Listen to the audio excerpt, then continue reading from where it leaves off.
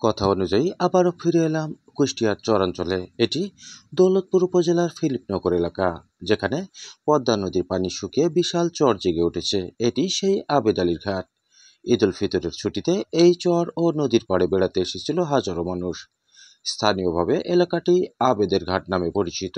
আবেদ আলী এই ঘাটের মাঝি ছিলেন। তিনি 100 বছরেরও বেশি বয়স পর্যন্ত বেঁচে ছিলেন। তিনার নামে এই ঘাটের নামকরণ করা হয়েছে। রয়েছে একটি যাত্রী ছাউনি, যেটি কুষ্টিয়া জেলা পরিষদ নির্মাণ করেছে। নাম আবেদ আলীর ঘাট যাত্রী ছাউনি। আর আমি যে স্থানটিতে অবস্থান করছি, এটা মুক্ত মঞ্চ। 2022-23 অর্থ বছরে দুর্যোগ ব্যবস্থাপনা ও ত্রাণ মন্ত্রণালয় এটি বাস্তবায়ন করেন। কুষ্টিয়া 1 আসনের সংসদ সদস্য আকাম সারোয়ার জান বাদশা এটির শুভ উদ্বোধন করেন। নদীতে পানি না থাকায় এখন হচ্ছে এখানে বিভিন্ন ধরনের আবাদ। আপনার নিচে ধান আর হলো উপরে বালু, আর তার উপরে হলো আবাদ হয় ভুট্টা, গম, মসুর, মটর। এইখানে দেখার মতো কোন স্থানটি ভালো সব থেকে? কোন ধরনের স্থানটি ভালো? আবেদের ঘাটের এই মঞ্চটাতেই। এখানে আপনার প্রত্যেক বছরে ঈদ হলে মানুষের বিলকুল থাকে না। দর্শনার্থীরা শহরের কোলাহল থেকে দূরে প্রকৃতির মধ্যে আসতে পেরে দারুণ খুশি হয়ে থাকেন। কুষ্টিয়া ছাড়াও পাবনা, নাটোর, রাজশাহী, মেহেরপুর সহ বিভিন্ন জেলার প্রকৃতিপ্রেমীরা এখানে এসে থাকেন। অনেকেই চান নদীর পাড়ে ভালো মানের বিনোদন কেন্দ্র গড়ে উঠুক, যাতে আরও বেশি মানুষ এখানে ঘুরতে আসতে পারে। ফিলিপনগর, দৌলতপুর, কুষ্টিয়ার এই চর অঞ্চলের একটাই দাবি, এখানে একটা 200 একর জমির উপরে পার্ক অথবা পর্যটন কেন্দ্র, ঝুলন্ত পার্ক। দীর্ঘদিন ধরে এদের দাবি। এখানে একটা মঞ্চ আছে, একটা দাঁড়ানোর জায়গা, ঝুলন্ত একটা মঞ্চ আছে এখানে। এটাতে কভার করা যায় না। এখানে ব্লকের উপরে অনেক মানুষ গাদাগাদি করে হাঁটাহাঁটি করে, মানুষের পা ফেলার জায়গা থাকে না। আজ থেকে 15 বছর আগের এই এলাকাবাসীর দাবি এখানে একটা পর্যটন কেন্দ্র করার জন্য। আপনারা যদি এই এলাকার জনগণের এই দাবিটা মেনে নেন, এই জনগণের এলাকাবাসী উপকৃত হবে এবং তারা বিনোদনের জন্য উপকৃত হবে। প্লাস বাইরের যারা ভাই বোনেরা আসবেন, তারা একটা বিনোদন কেন্দ্র একটা দেখে ঘুরে ফিরে মনটাকে প্রফুল্ল করে যেতে পারবেন। কুষ্টিয়ার দৌলতপুর উপজেলার মরিচা, ফিলিপনগর, রামকৃষ্ণপুর ও চিলমারী ইউনিয়ন, ভেড়ামারা উপজেলার জুনিয়াদহ, বাহাদুরপুর ও মোকারমপুর, পাবনার সাড়া ইউনিয়ন, নাটোরের লালপুর সদর ও বিলমারিয়া ইউনিয়নের অংশবিশেষ এবং বাঘা উপজেলার চক রাজাপুর ইউনিয়নের পুরোটা পড়েছে এই চরে। এখানে লক্ষাধিক মানুষের বাস, যারা কৃষিকাজ, মাছ শিকার ও পশুপালন করে থাকে। এই মহিষগুলোর কাজ কি? কি কাজ করেন এই মহিষগুলো? মাঠে খাওয়ায় আর এই কাজ, আর কাজ নেই।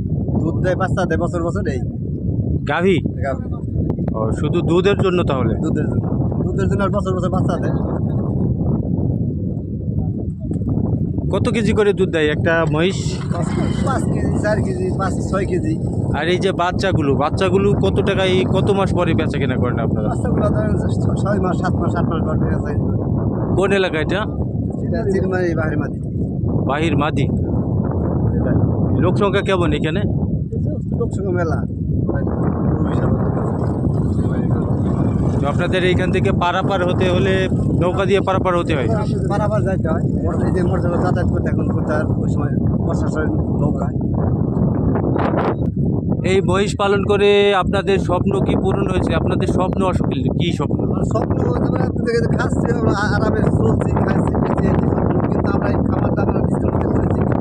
সরকার দেখুন আমরা অনুদানটা ওষুধও পাই না, কিছুই পাই না। চরাঞ্চলের মানুষের জীবনযাত্রা কিন্তু খুবই কঠিন। এখানকার মানুষের দুর্ভোগের কথা বলে শেষ করা যাবে না। বিশেষ করে যোগাযোগ ব্যবস্থা। এক জায়গায় থেকে আরেকটি জায়গায় গেলে মেঠো রাস্তা হয়ে তাদের যেতে হয়, এবং হাসপাতালে যেতে হলে দীর্ঘ সময় পাড়ি দিয়ে নদীপথে এবং অনেক ভোগান্তির পরে এই সড়ক পথে যাওয়া যেতে পারে।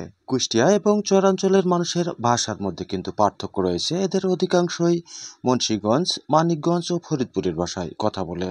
অভাবের তাড়নায় পদ্মার চর জাগার পরে তাদের পূর্বপুরুষেরা ওই অঞ্চল থেকে এখানে এসে বসবাস গড়ে তুলেছিলেন। আসসালামু আলাইকুম, কেমন আছেন? ভালো। আপনারা তো এই গ্রামের বাসিন্দা? হ্যাঁ, এই গ্রামের নাম? এই নাম বাংলা বাজার। ও, তো এই গ্রামের জনসংখ্যা কত? জনসংখ্যা 10,000। 10,000।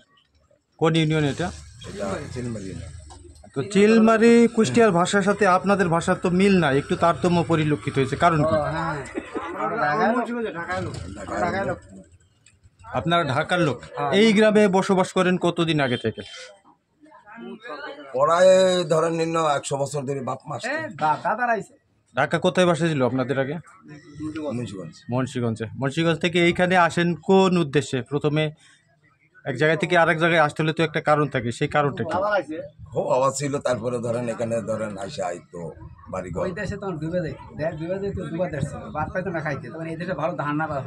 কিন্তু রাস্তাঘাটে তো অনুন্নত।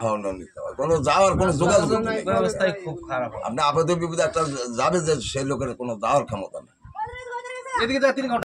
চরাঞ্চলে চলতি পথে অনেকগুলো বিদ্যালয় নজরে পড়েছে, যেগুলোর অধিকাংশই কিন্তু টিন শেডের। এই গরমে শিশুদের কিন্তু অনেক কষ্ট এই টিন শেডের বিদ্যালয়ে লেখাপড়া করতে। সে বিষয়ে কর্তৃপক্ষের সুদৃষ্টি দেওয়া জরুরি। আরেকটি বিষয়, স্বাস্থ্যসেবার বিষয়টি কিন্তু নিশ্চিত করা দরকার। সেখানে স্থানীয়ভাবে কোনো কমিউনিটি ক্লিনিকও নেই। দীর্ঘ পথ পাড়ি দিয়ে কিংবা নৌকা পাড়ি দিয়ে যেতে হয় শহরে চিকিৎসা সেবা নেওয়ার জন্য। নয়াগ্রাম। কি করো তোমরা? লেখাপড়া করি, খেলাধুলা করি। লেখাপড়া কোথায়? হাই স্কুলে। কোন স্কুলে পড়ো? হাই স্কুলে। তোমার নাম?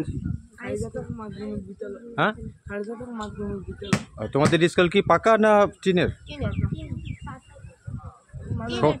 টিনের। গরমে কষ্ট হয় না? ফ্যান আছে।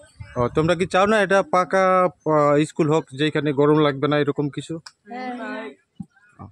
তাই তো, কিন্তু সেটা থেকে তোমরা বঞ্চিত, এই তো। চরাঞ্চলের মানুষের জীবনযাত্রার মান উন্নয়ন করতে অন্ন, বস্ত্র, বাসস্থান, শিক্ষা, চিকিৎসা এবং যোগাযোগ ব্যবস্থার উন্নত করা দরকার। সে বিষয়ে কর্তৃপক্ষ নজর দিয়ে যথাযথ ব্যবস্থা গ্রহণ করবেন, এমনটি প্রত্যাশা।